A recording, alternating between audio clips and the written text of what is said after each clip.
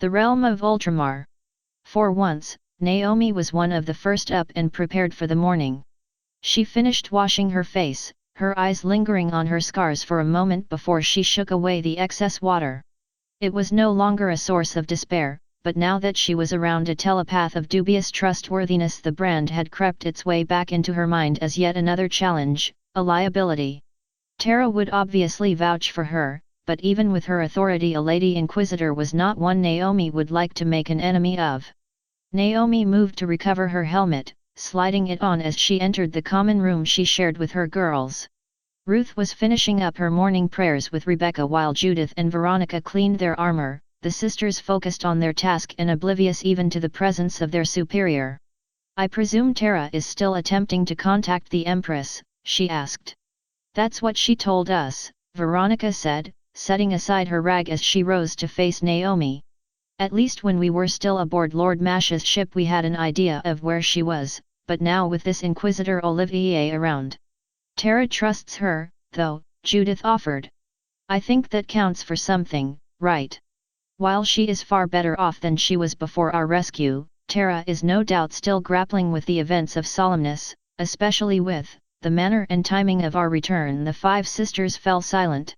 They were no strangers to being tossed through the warp, but 7 years was still a far greater time than they had anticipated. The thought of the Imperium being unobserved in all that time. Naomi shook her head as dark thoughts welled in her mind. "I want you all to keep a closer eye on her, and make sure to tell me anything that she says to Inquisitor Olivier. And if the Inquisitor starts asking us questions," Veronica asked, "do your best not to say too much, though I suspect she already knows a fair deal of our dealings with the Empress." Naomi moved to retrieve her combi flamer and chain sword, strapping them to her belt before continuing. "I will be waiting in the training room. We'll resume full combat drills now that we have the Inquisitor's blessing and facilities."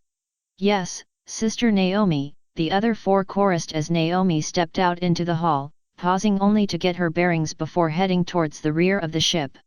The Sword of Redemption was not all that different in layout to the Sanguinium Martyrs, save for the main hallway showcasing the triumphs of Inquisitors past and the training facilities being closer to the rear. Naomi was not so petty to get worked up over such a minor change, but it would take some getting used to before they reached civilization. Naomi stayed away from the main halls, lest the Inquisitors' minions were watching for her presence.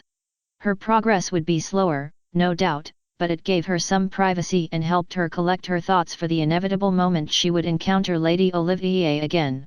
A short prayer for guidance crossed her mind, and she was half tempted to pray aloud to provide some comfort as she walked alone, but a hesitancy hung over her as she made her way down the darkened halls.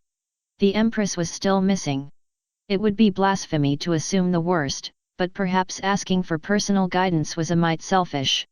Naomi finally reached the training room, taking a quick look around to make sure she was not followed before stepping inside.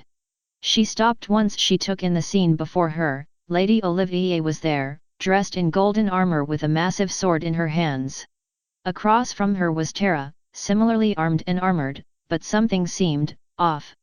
Tara's hair rippled with power, small sparks flickering off her armor as she sized up her opponent. Seeing Tara using her powers was not an unusual sight, but she seemed under far more strain than usual. Her face was lined and her jaw tight, and there was a slight tremble in her hand as she brought her sword up. Olivier moved first, bringing her sword up for a downward strike. Tara dodged, perhaps sensing even with her powers she could not parry a massive strike like that.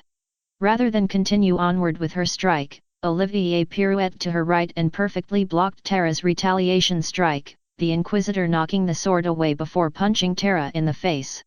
"Better," the Inquisitor said, stepping back to put some space between her and Tara. "Your control over your shields is still a bit obvious, but you're breaking through my suggestions for now." Thanks." Tara stammered, stepping back to get some distance of her own. "It really means a lot to hear you say that, Sunset." "Sunset?" Naomi would have thought more on that, but Inquisitor Olivier dropped her stance and turned. Naomi had only a moment to realize Tara had relaxed as well before the Inquisitor addressed her. "Sister Superior," she said, lowering her sword to a resting position. "I apologize, but it seems that I have intruded on your training session. I am not one to dictate terms on a ship where I am only a guest," Naomi said, stepping forward and giving Tara a respectful nod. The girl looked guilty, like an acolyte that had snuck out after curfew, but Naomi kept her focus on Olivier. "Though if I may be so bold to ask, what was it you were doing with Tara?" "Oh, I asked Sarai to help me develop my mental shields a little more," Tara said quickly. "The Empress lessons are pretty comprehensive, but sometimes I need a more direct approach, and this isn't a branch of magic I'm very familiar with." Tara's gaze softened. "I wish she was here to see my progress." "I'm sure we all do," Naomi said, giving Tara the most sympathetic tone she could manage. "But with your diligence and powers I am sure you will locate her soon." Tara gave a short nod, though Naomi could tell the girl was still unconvinced. "Best to move on, then." Naomi returned her attention to Olivier before speaking. "Inquisitor Olivier, if you are willing I would like you to fight me as you did Tara." "What?" Tara asked, her eyes going wide. "Naomi, you're not a psyker," she could dash. "Would that be any different if I faced off against a heretic psyker?" Naomi asked, looking to Tara to silence the girl.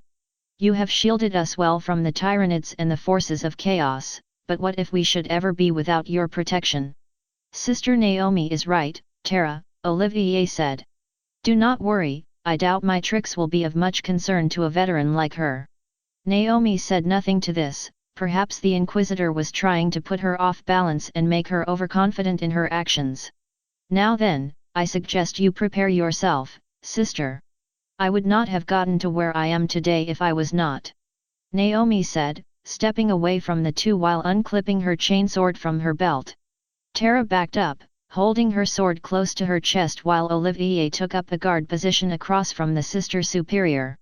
Naomi held her chainsword in a one-handed grip, her fingers twitching as she prepared for the Inquisitor's next move. "Let's see just what tricks this woman has." Naomi decided to strike first, charging forward and sweeping her chainsword up towards Oliver's head. The Inquisitor parried the blade and took a step back, twirling her sword to catch Naomi's follow-up strike. An overhead chop forced Olivier back again, but Naomi did not press onward, instead she drew back, taking her chainsword in a two-handed grip while she moved to get around the Inquisitor. "Interesting," Olivier said, keeping her sword low as she and Naomi circled. "You are cautious, making a few blows before drawing away. Perfect for wearing down an opponent over time, no?" "If that is how you see it," Naomi replied, shifting to keep the Inquisitor in front of her. Olivier merely gave her the hint of a smile before bringing her sword up, the two staring down one another before the Inquisitor charged forward. Naomi stepped back and raised her chainsword to block, but before the Inquisitor struck she seemed to shift to Naomi's right. Naomi had scant seconds to dodge, Olivier striking her arm with the flat of the greatsword as she charged past. Naomi took the strike as best she could, pivoting on the balls of her feet to get around Olivier while the Inquisitor turned back towards her. No mortal can move that fast without augmentations or psychic powers. Perhaps this is part of the tricks she mentioned. "Good," Olivier chuckled, taking up a guard position as she continued. "When I used that on Tara she fell flat on her face. You have a great sense of awareness of the battlefield around you." Naomi remained silent, choosing now to push forward and perhaps catch Olivier off guard. The Inquisitor almost casually dodged Naomi's strikes, not even bringing her sword up to block as she ducked away. "And wildly attacking the telepath, that's productive too." Of course the Inquisitor would be able to predict her moves. Naomi stopped herself, pulling back as she took a deep breath. "Do not overthink your actions," Naomi thought, the words of Canonis Diana drifting through her mind. "The mind is the greatest weapon on the battlefield. Let it be clouded by what-ifs, and it will be your enemy's weapon."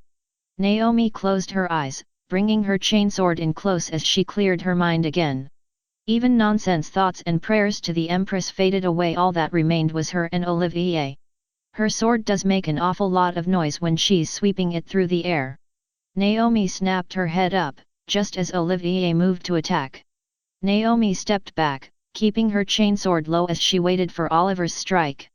The Inquisitor feinted, seemingly going for an overhead strike but bringing the sword around for a sideways chop.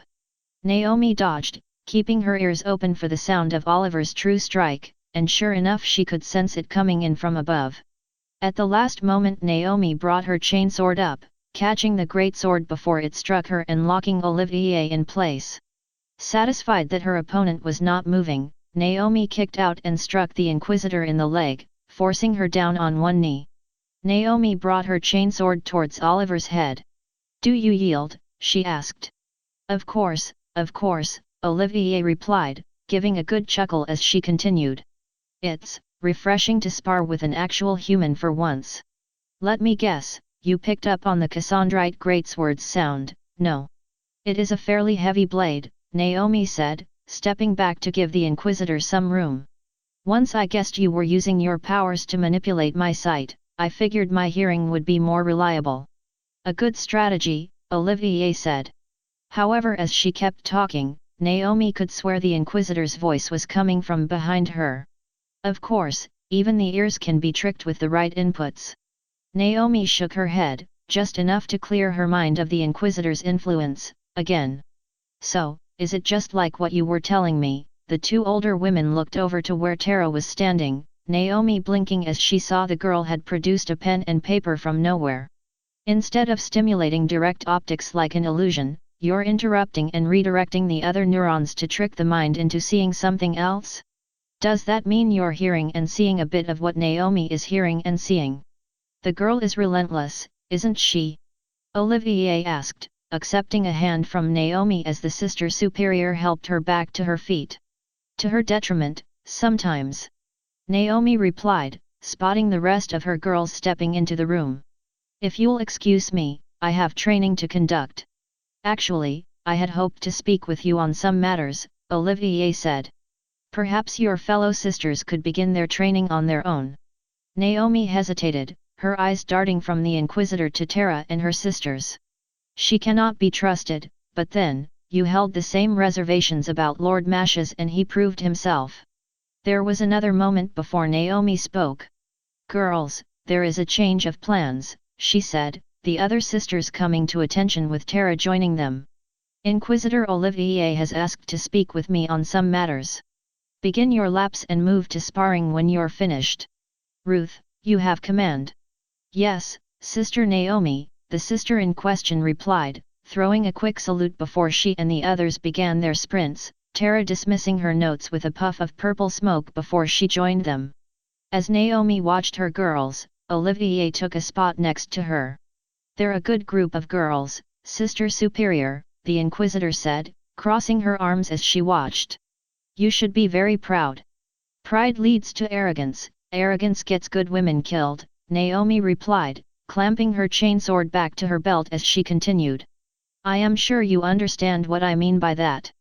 I may be your junior by a number of years, but I am no stranger to loss," Olivier countered, her voice growing soft. Naomi did not press as the Inquisitor continued. "But such reminiscing is best saved for a time with drink and privacy, not in the training room. I can sense you wish me to move on to more pressing matters. I am a soldier first and foremost, Inquisitor. I am not well versed or have a high tolerance for pleasantries. And yet you handle young Tara's eccentricities well enough," Olivier said. "It actually concerns her in some ways. I fear that she will be in great danger when she arrives in Ultramar." Naomi quirked an eyebrow at this. From what she had heard, Ultramar was one of the most secure sections of space outside of the segmentum solar itself. Why would Tara be in danger there? "I will need a better explanation before I can agree to anything," Naomi said, keeping her voice low. "I had to do something while I was searching for you all," Olivier explained, brushing an errant strand of hair out of her face. "And what I found lurking beneath the surface of Ultramar's veneer of security was disturbing. You suspect the Ultramarines and their successors of treason." "I am not that stupid, Sister Superior," Olivier countered. "They're mortal charges, though? The nobles, the ministers, the mechanicum adepts that serve within their realm? Every fortress has its weaknesses, and that is the weakness of Ultramar." Naomi nodded, a better picture of the situation that awaited them forming in her mind. I have already spoken with Lord Velas on this matter, and he has agreed to lend his aid to my investigations. And what do you expect of me? Naomi asked. I am not exactly a subtle woman. But from what I've seen today you have a knack for seeing through falsehoods, something that even a more obviously powerful person like Tara cannot do. Olivier turned to Naomi before continuing. I am not asking you to put on a fancy dress and start flirting with undersexed noblemen. Just place yourself in places where no one may object to your presence and look for anything suspicious. I honestly feel Tara would be better fitting in than I would, Naomi replied, to which Olivier laughed. For all you say that you're a soldier first and foremost, your wry observations hide a rather cunning mind. Oliver's laughter died down. I understand that it is a bit much to take in. We are still a ways out from Konar, so you have some time to think on the matter. And if I decline your request, I am not some hardliner that would risk drawing the ire of the Empress or her student to pursue my own goals. Naomi noted that Olivier seemed to hesitate at the mention of the Empress, a rather curious deflection for someone who claimed loyalty to Her Majesty. Perhaps it has something to do with how hesitant she has been around Tara. If you do not wish to assist me, that's fine. I will not pressure you further, but, understand, your assistance will be a great help to the Imperium, and to the student. I will think on this, Naomi said finally. That's all I can promise at this time. I have Tara to protect and my girls to train, and I may not be able to devote myself fully to your project. I understand. Olivier nodded. Well, I have other duties to attend to, so I shall leave you to your training. Naomi said nothing, merely returning the Inquisitor's nod as the other woman made her way towards the exit, stepping around Judith and Ruth as she did so. Normal instinct would have been to focus on the task at hand, making sure her squad was ready for whatever challenges lay ahead, but if Oliver's warnings were true they would be facing a whole new enemy her girls might not be prepared for. Naomi mulled on this, numerous bad scenarios playing over and over in her head as the Inquisitor's words sank in. Perhaps now was a better time to try and reach the Empress through prayer. With the added weight from the gauntlet of the forge, Twilight had to adjust her training regimen once more. The motions were all the same, but her strikes to her left felt stiffer, heavier. Sigismund's notes said a lot about fighting with the weight of a shield, but the gauntlet was a more concentrated weight she would have to deal with. Naomi's practice had helped Twilight get a better handle on one-handed fighting, but that would only get her so far. She still had not gotten around to firing it yet. Twilight finished her morning paces, taking a deep breath to calm herself. She turned, half expecting Sunset or Fukin to be waiting for her, but there was no one. No surprise, they all had duties and responsibilities beyond being her comfort or sounding board. The only one who didn't seem to have any duties was... No, don't think like that. You're trying to contact Celestia. I'm sure the others would see that as a greater task than whatever they're facing. Twilight clamped her sword to her hip, walking over to her right to recover a towel and water bottle she had left out. She splashed a little water on her hand, her armor flickering as it held the liquid in place before she splashed it across her face. That task complete, she took the towel and dried her face off, turning around and almost tripping over the Harlequin standing behind her. You would do well to keep your friends closer, Twilight Maiden, the Eldar said, Twilight giving a shriek as she stumbled back. How did you get in here? She cried. Easily, the alien replied, barely reacting as Twilight grabbed her sword.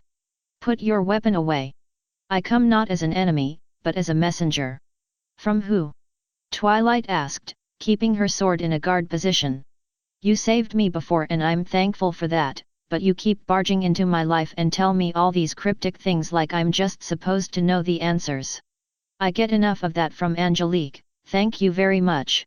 If it is answers that you seek, you only need to be honest with me, and yourself. The Harlequin stepped back, spreading its arms wide.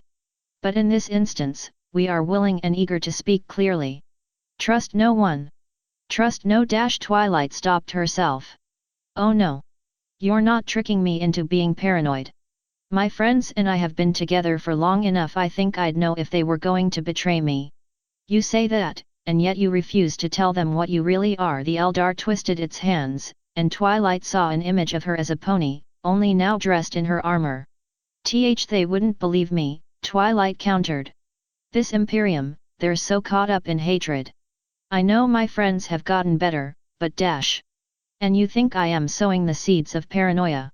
The Harlequin stepped back, seemingly fading into the shadows as it continued to speak. Remember, Twilight Maiden, trust no one. It'd be a whole lot easier to trust you if you didn't dash. Twilight stepped forward, but the Harlequin was gone. Just fade into the darkness all the time. She sighed, letting the tip of her sword drop to the ground as she waited for something else to jump out. Sensing nothing, Twilight put her sword away and hurried towards the exit of the training room, taking a moment to get her bearings before sprinting down a hallway. Mashes would have some answers. He was someone she could trust. As she ran down the hall, Twilight spotted Veronica and Ruth coming the other way. She skidded to a stop to avoid bowling over the two sisters, but they braced all the same. Tara, is something wrong? Ruth asked. Maybe? I don't know, Twilight started. Do you know where Mashes is? Lord Mashes is on the command bridge with Lady Olivier, Veronica replied. He actually sent us to come get you dash. Great. Sorry girls, but I'll take it from here. Twilight focused her energy, ignoring Veronica's follow-up before she teleported. She found herself on the bridge, the click of several gun safeties being switched off heralding her arrival. Oh, right. Hold, Sunset barked, her voice cool but not overly harsh. It is only the student. She is no threat to us. Twilight took a moment to let her eyes adjust before looking about. Sunset was there, clad in her red dress uniform with Mashes off to her left. She kept her vision on the display screen, though Mashes at least gave her a friendly nod as she approached. Mashes, Sunset dash, she whispered. How many times do I have to correct you, Tara? Sunset said, still not looking at her. And whatever it is will have to wait. We are just about to exit for our final approach to Macrudge. Twilight paused. They were already so close to Macrudge? Yes, it had been some time since they had left the patch of space where the Sanguinium martyrs had been stranded, but surely they would have had some advanced warning. Then again, I have been focusing on finding Celestia over pretty much everything else. Guess I just missed it. Oh, Twilight fidgeted for a moment. So. Is that why you called me up here? There are places even Inquisitors can't just flash a badge of office and waltz into, Mashes said.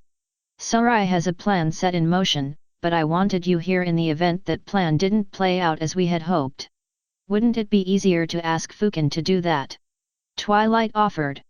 As far as the Imperium is concerned, Fukin is a mythological being that has been dead for 12,000 years, Sunset said, still not looking away from the screen. You, though, are practically a living saint from how often you've been seen at the Empress side. Unless we stand face to face with our potential opponents, your word will carry more weight than his at this time. I asked him to join the sisters in the hangar for when we make our landing. Twilight swallowed. While solemnness had proved she could do well on her feet, dealing with such formalities remained an ever-daunting task. At least dealing with humans would be a little easier than dealing with aliens. She hoped. Before them, space contorted as the Sword of Redemption exited the warp. Twilight peeked around Sunset, seeing a rocky world surrounded by two separate fleets of warships. Fortunately, none of them seemed to be moving to attack them, allowing the Inquisitor's ship to decelerate and move towards a neutral orbit. Begin transmitting our access codes, Sunset said, turning her head slightly to speak with her crew. I will deal with whatever challenges that may face us. Yes, my lady, one of the officers replied. Whom should we accept first if we are hailed by both fleets? Twilight quirked an eyebrow at this. The Imperium seemed to value efficiency and deference to higher authorities, so why would there be a break in the command structure like that? Maybe it has to do with that schism everyone told me about. Prioritize the Ultramarines first, Sunset continued, looking back to the monitor. It seems only fitting, as it is their home world. I imagine the scions of Guilliman would argue that point, Mashes countered. But it's your command. I'm sure you've had to deal with them enough already. 1 year of bureaucracy is quite enough, thank you, Sunset replied, her voice far more exasperated than normal. Twilight watched all this in silence, storing away whatever information might be useful for later. It would have been better if Mashes or Sunset had some more she could read on the topic, but it was too late to think on that now. Guess I'll just have to improvise, again. Twilight was shaken from her thoughts by one of Sunset's officers calling out. We are receiving a transmission from the leading battle barge, the woman said. They are requesting we slow and identify. Maintain course, but open comms. Sunset replied, turning and moving past Twilight as she took a new spot in the center of the bridge. There was a pause before a new voice cut through the bridge. This is the battle barge Resolute, Captain A. Kiran speaking, the voice said. Adjust your course on the vector provided and identify yourself. This is Emiliana Hellos, transport ship Stargazer, Sunset replied. Twilight noticed that the other woman's demeanor had shifted considerably, her pose being far more open and her chin held higher. Twilight could even swear Sunset smiled. I'm carrying a shipment F grain and pilgrims from Ix and Koner. Per my orders I'm to maintain course and unload at the proper civilian channels. I was not aware of a grain shipment, the other captain replied. On whose authority do you bring these pilgrims? I wasn't aware that pilgrims were needing authority from anyone but the Empress herself, Sunset replied, crossing her hands behind her back as she continued. But I'm not one to raise a fuss. Send in our manifest now. Sunset gave a slight nod, a few more officers moving to prepare the manifest. There was a pause, Twilight moving closer to Mashes as they waited. They won't fire on us, will they? She asked. The Ultramarines and their successors don't make a habit of destroying transports on whims. Mashes replied. But given the events of the last few years, I wouldn't be surprised if a few of them are a little paranoid and trigger-happy. Twilight frowned but said nothing more. Mashes and Sunset knew what they were doing, and surely they had plans in place in case they were fired upon. Your manifest has been cleared. Captain A. Kiran replied. You may maintain course and unload your cargo.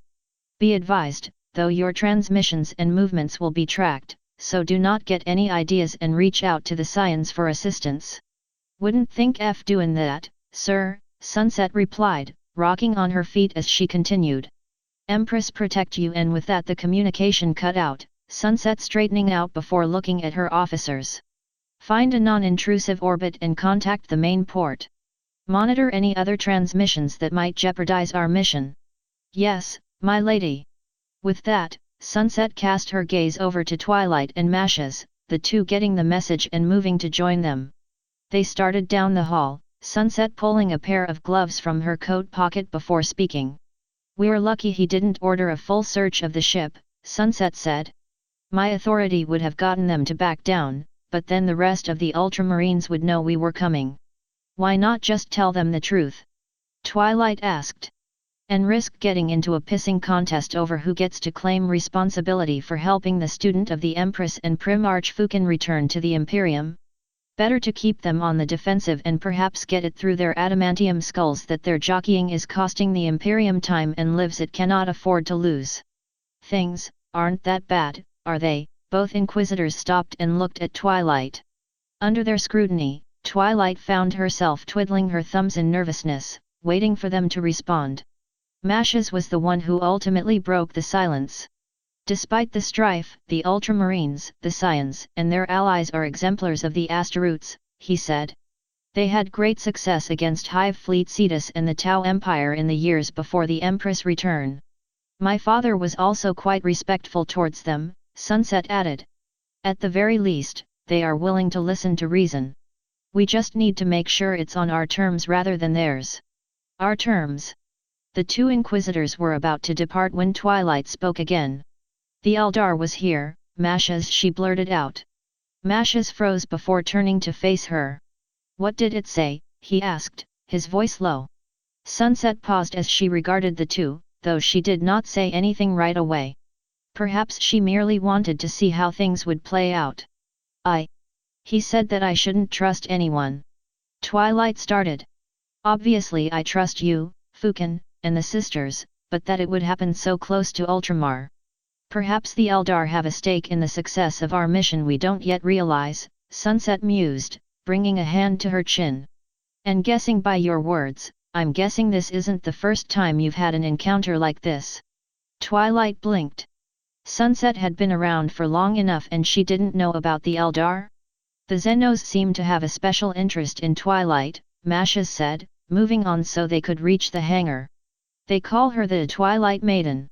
Eldar mythology is not my strong suit, but I know enough to know there's no mention of any kind of entity with that name. It seems likely they know of Twilight's origins, though, Sunset offered. I have a few theories as to how they could have come across that information. None of them good, mind you. Please, the less I have to think about the Empress creating a world of benevolent horse Xenos the better. It's okay to call them ponies, Lord Velas.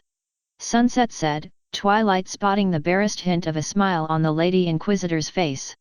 Regardless, the Eldar obviously seek to manipulate us into carrying out some action that will forward their plans for Twilight. Mashes continued. Seems like I'm going to be very busy dealing with them as well. As well? Twilight asked, jogging to get between the two Inquisitors. What's going on, and why aren't you telling me about this? Because your job is to find the Empress, Twilight, Sunset replied, her voice colder. We cannot afford you getting distracted by other matters we can handle on our own. But Sunset dash. Just because you call me that doesn't mean I'm going to change my mind, Sunset looked down at Twilight. You say you trust us, don't you? Trust us that we can handle these threats while you locate the Empress. Twilight hesitated, her mind going over a number of bad scenarios on how this could turn out. She needed to help, pick up the slack she'd left behind since Mir Shen's death, but then, overworking herself would do no one any good. Okay. Twilight nodded. Just be careful. I don't want to lose anyone else I could have saved. Were the universe so kind, Twilight, Sunset replied, quickening her pace to reach the hangar. Mashes slowed, just enough to rest a hand on Twilight's shoulder. I know you're overthinking things right now, he said. But don't worry.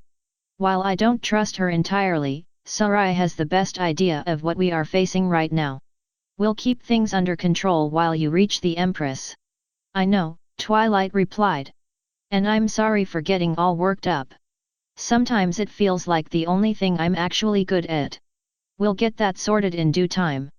For now, we just need to focus on the present. Twilight nodded again, the two hurrying to catch up to Sunset.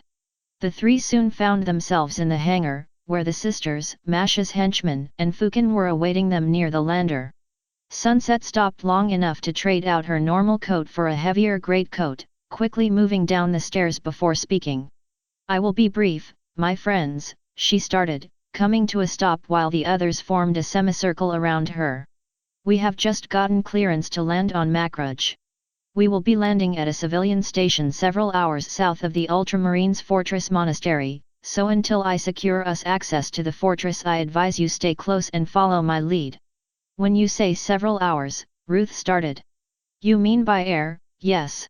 Unless you want to spend the next 5 months marching Terra through frigid, mountainous terrain, then yes. Sunset replied. Ruth gave a disappointed frown. Oh, she mumbled. I was hoping that perhaps we could join the pilgrims in their walk to the shrine of Gilliman.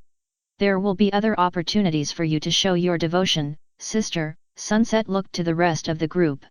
For now, our priority is to make sure Terra is in a secure location where she can contact the Empress. Sunset then turned her attention to Fukin. My lord, do you have any objections to our course? Though your words were a mite harsh, I agree that securing Miss Terra's safety is paramount to our success, the Primarch said. Good. I will be needing your assistance in securing passage to the fortress. If I may have a moment of your time, I would like to discuss the matter fully. Fukin nodded, Sunset stepping around the others while the Primarch made room for her to get aboard the ship. As the other Inquisitor disappeared from sight, the sisters stepped up to speak with Twilight. It's good to see you're all right, Terra, Veronica said. When you teleported away from us so fast, I was worried that you might expose yourself to the warp or something horrible like that. Don't worry, Twilight shook her head. The Empress helped me a little with my teleports before we arrived on Rynn's world, so I know when to avoid overtaxing myself. Oh, good. Perhaps once you are safe, we could take you to Gilliman's resting place, Ruth offered. With all that has gone on recently, I feel we have slacked in ensuring your spiritual growth continues. There will be a time and place for that, Ruth, Naomi said, Twilight feeling a slight shiver as the Sister Superior's gaze passed over her, helmet or no helmet. For now, we must make sure no further ill befalls Tara. Yes, Sister Naomi. Good. Go find your spots on board, girls. The four sisters nodded and made their way up the ramp, Naomi turning her attention towards Twilight. Is there anything more you need from us? Twilight hesitated. Something in Naomi's words and body language told her the Sister Superior was on edge, though with the multitude of threats that had come up she could barely guess as to what. I know they don't really trust Sunset. Twilight thought. But maybe, someday, they'll come around. No, not yet. Twilight said, shaking her head. I'd be lying if I said everything was fine, but we just have to make do with what we've got, right? I suppose so. Naomi nodded, her face invisible behind her helmet. With that the Sister Superior turned, disappearing into the hold of the lander as Twilight looked on. And just briefly, she thought she saw the image of the Harlequin's face among the shadows. For a man of his stature and fierce appearance, Fukin was a pleasant conversationalist. Granted, Sarai had expected nothing less from the Primarch of the Salamanders. His sons were held as exemplars of kindness and selflessness among the Imperium, so it was only natural that their founder would be to them what they were to the Imperium. Seated before him, hearing him speak in soothing tones of his achievements and adventures, it was as if she was back with the Tanith, hearing the old veterans speak of their own trials on campaign. She noticed her eyes drifting to her wrists more often than not. I wish Father was here to see this. Twilight and the others were not so chatty on the ride down to Macrudge. The sisters appeared focused on prayer, while Lord Velis and his henchmen spoke in hushed tones about the events before them. A part of her wanted to open up, perhaps chat again as she did in the days before she became a Lady Inquisitor, but the paranoia, the fear of exposing herself, that continued to hold her back. Perhaps this was something Lord Fukin noticed as well, given how much he was willing to speak to her now. I saw the tattoos on your wrists, he said, jolting Sarai from her thoughts. May I ask where they come from? Oh, Sarai said, smoothing a wrinkle in her overcoat before speaking. Well, it's best to say that I am an orphan. My father discovered me on some bombed-out world in the Gothic sector, and I was more or less adopted by him and his soldiers after that. She rolled up her sleeve, exposing the tattoos and the scars they were meant to cover.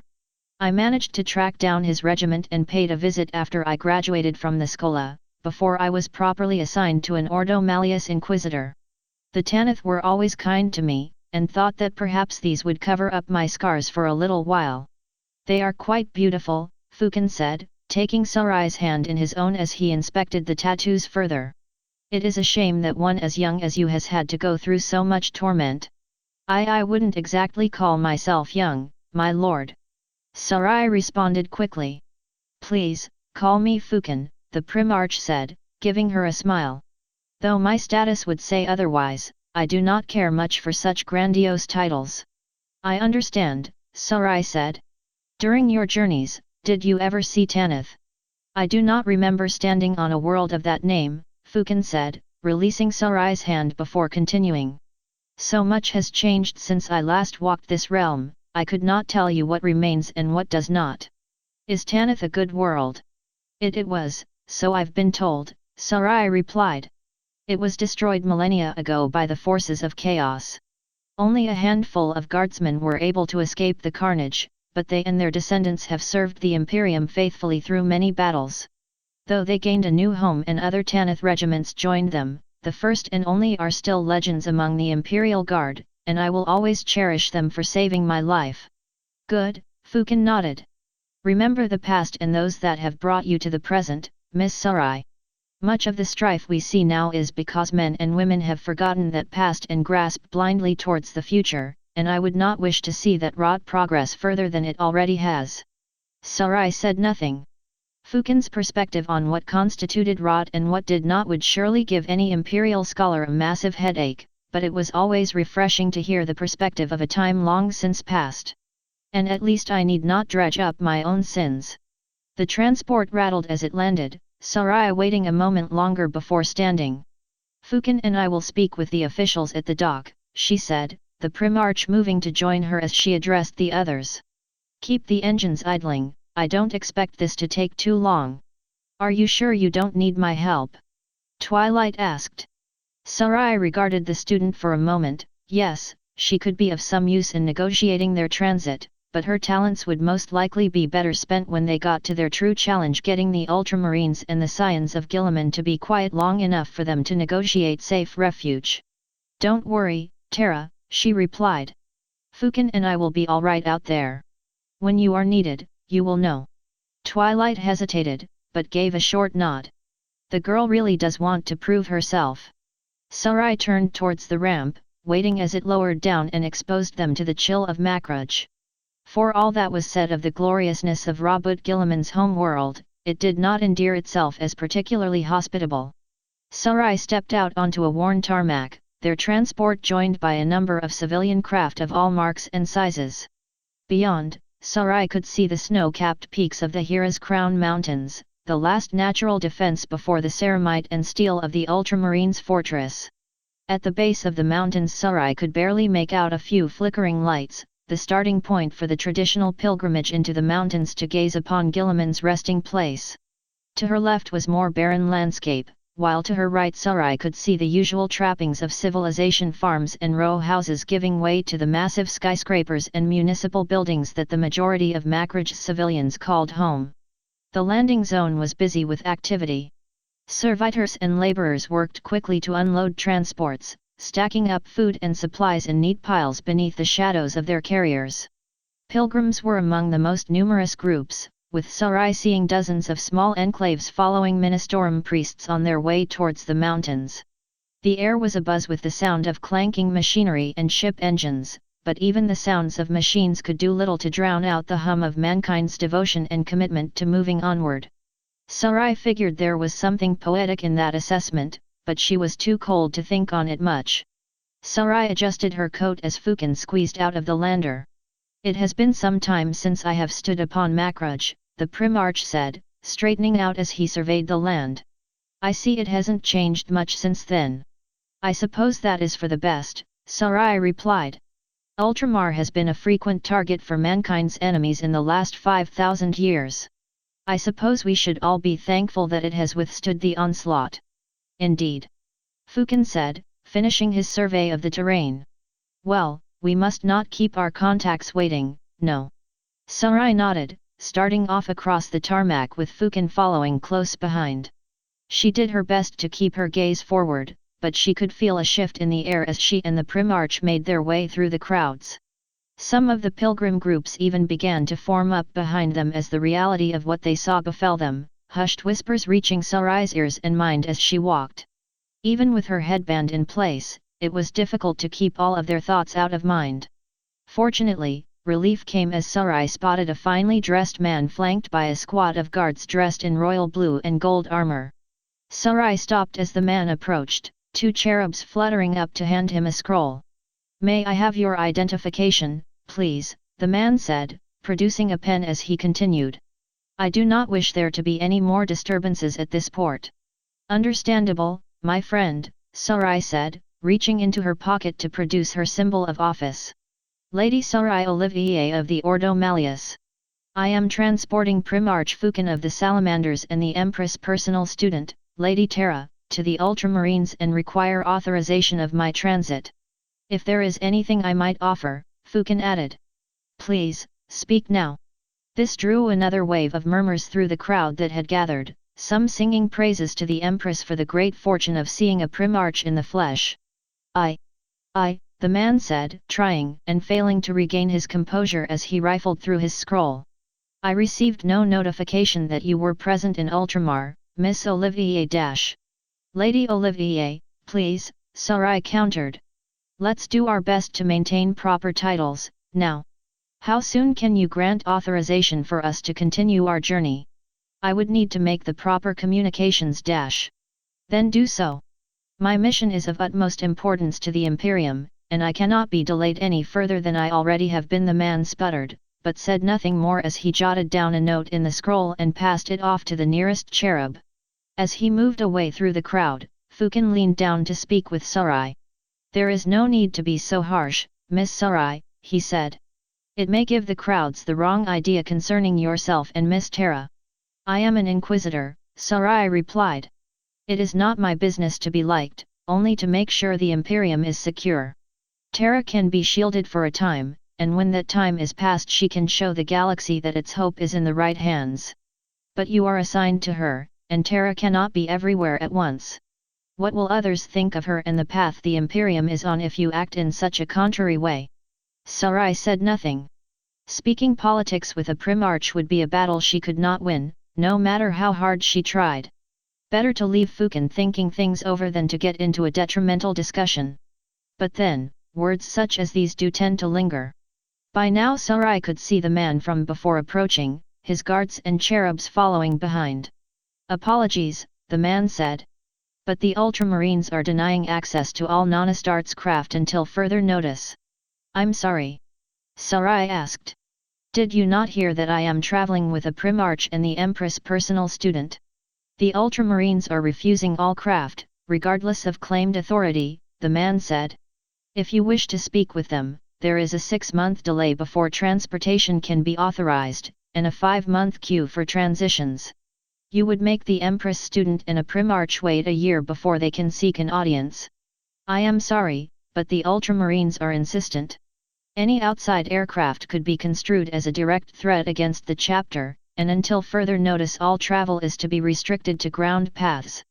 Sarai's hands tightened. Dealing bureaucracy was just another part of living in the Imperium, but times like this. Were she not committed to avoiding the mistakes of the past, the man in front of Sarai would have his mind flayed and the request properly processed within the hour. She wanted to say more to plead her case before a heavy hand fell on her shoulder. I sense your anger, Fukin said. Perhaps you would permit me to take command here. Sarai released the tension in her hands, looking up at the Primarch as he gave her a reassuring smile. She nodded, stepping back while the Primarch approached the man. Excuse me, but I do not believe I learned your name. My name, the man stammered. Why would you care for something so trivial, my lord? A name is not a trivial thing, my friend, Fukin said, gently pushing aside a cherub so he could stand next to the man. And I have been away from the Imperium for so long, so it would help me acclimate to living among mankind once more. So please, your name? Lucian, my lord, the man said. A fine name, if I do say so myself. Fukin guided Lucian back towards the way he had originally come, his guards parting to allow the Primarch through. Unwilling to just stand idle while Fukin wandered off, Sarai quickened her pace to keep up behind the group. You have worked within this port for some time, have you not? Perhaps a decade or so as a senior magistrate. I see. It takes great dedication to commit to such a position for so long, my friend Lucian. I am an artisan of the forge, you see, and being able to commit oneself to a singular project is a mark of a master, and those that achieve such mastery are well deserving of their rank and respect. Oh, thank you, Lord Fukin. The man smoothed out a wrinkle in his robes before continuing. I do try my best to work hard and perhaps stand out amongst the rabble. Ah, but you are not flaunting your position as some would. Therefore, you are truly deserving of your status as a man of character. Sarai was not sure if Fukin was being generous in order to sway Lucian into authorizing their departure, or if he was being truly complimentary. I guess I am already close to being far gone if I have to ask that of Fukin.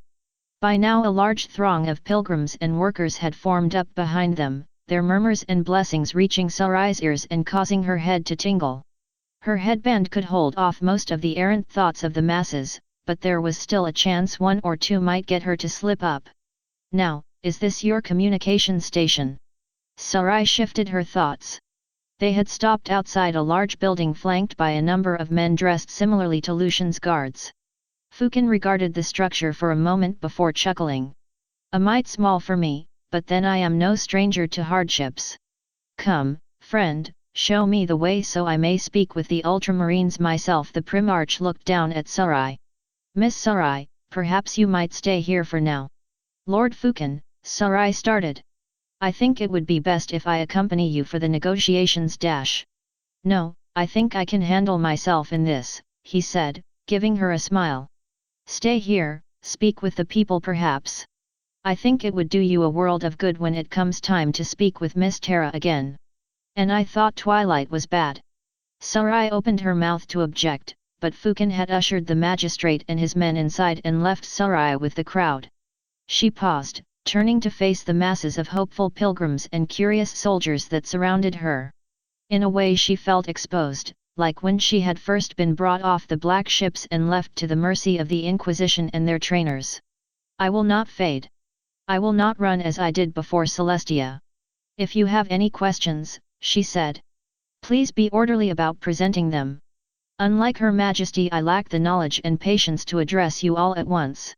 Then perhaps you would care to speak to one representative of her servants." Sarai turned slightly to see a woman stepping out of the crowd. She was a regal sort, dressed in black armor and white robes adorned with a black chalice. On her left hip appeared to be an ornate rod of some kind, while a sword and pistol were clamped to her right. She wore a hood, though Sarai could see a few locks of silver hair poking out from beneath as the woman drew closer. Moreover, Sarai saw an opportunity. "Apologies, my lady," she said, turning and giving a slight bow to the newcomer before continuing. "I did not see you among the crowds here. It is not proper for a servant of the Empress to draw too much attention to herself, lest she succumb to pride and arrogance," the woman said, returning the bow before offering a hand. "Anna Maria Teresa of the Order of the Ebon Chalice. It is a pleasure to make your acquaintance, Lady Sarai." "Likewise," Sarai replied, taking the sister's hand and giving it a shake. "I am surprised to see that there are other members of the Adeptus Sororitas here. My preceptory was passing through on our way north, to cleanse a world of heretics that still pledge themselves to abominable Xenos," Sister Teresa explained. "I thought that a visit to Gilliman's shrine might help inspire some of our newer sisters to greater heights of their faith. A noble cause, if I may say so, so she holds some rank, then. I can leverage this well enough. But then, I am surprised to see you here instead of up at the shrine." At this, Teresa frowned. "Half of my sisters have been stationed there for a month due to these damned politics," she grumbled. "I tell myself this is all to test their resolve and their faith, but those of us down here are getting restless. I had hoped this magistrate could allow me to speak with the Ultramarines to speed up their return, but I suppose your needs outweigh mine in this regard. If things are as serious as I am hearing, I would think the Ultramarines would like that as well," Sarai continued. "But perhaps it is the Empress doing that we were able to meet in such circumstances, no? Once Lord Fukin has granted access, I will see what I can do about getting your sisters back to your care. Will you?" For the briefest of moments the regal demeanor Teresa carried disappeared, but not for so long to be noticeable by anyone but Sarai. Perhaps it was merely her powers playing tricks, again. "That would be wonderful, Lady Sarai. Truly, your presence has been a miracle direct from the Empress herself." "I wouldn't go so far as to say that," Sarai started, but Teresa could not be dissuaded. "You returned one of the Empress' blessed sons and you serve the student. If you do not consider yourself blessed by her hand, then perhaps you need to spend more time in prayer." Teresa paused. "Another favor, perhaps I could meet the student. I have heard only rumors and hearsay concerning this woman that I would like to put to rest. Even a number of my fellow canonesses think she doesn't actually exist. Oh no, she's real. Unfortunately for my intended path to redemption. And I am sure she would love to speak with you, time permitting." "You do me a great honor, Lady Olivier," Teresa said, allowing herself a smile. "I must say, perhaps this delay truly is a blessing from Her Majesty. That my preceptory would be in the place and time to witness a Primarch's return and speak with the right hand of the Empress herself." She paused before letting out a short chuckle. "Oh, look at me now. I am like a novice set before her trainers for the first time. I am sure many of us will be like that in the days and months to come." Sarai replied. It was more diplomatic than saying some would feel more like the prisoner standing before the executioner's block. I am sure. Tell me, Lady Sarai, how did you come into the student's service? The Empress asked me to find her after she had been lost to the warp. This drew a short nod from Teresa, allowing Sarai to continue.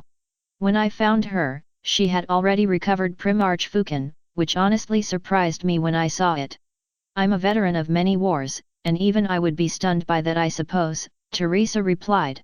This student gets more and more fascinating with every detail. Just then, the door behind the two opened, Fukin stepping out with a rather stunned-looking Lucian following behind him. Good news, my friend, he said, beaming down at Sarai. I have just finished speaking with the Ultramarines, and they have agreed to allow us passage to their fortress. Really? Sarai asked. That did not take too long. The people of Ultramar must be proud that they have such efficient magistrates to run their daily lives, Fukin said, now directing his attention to Teresa.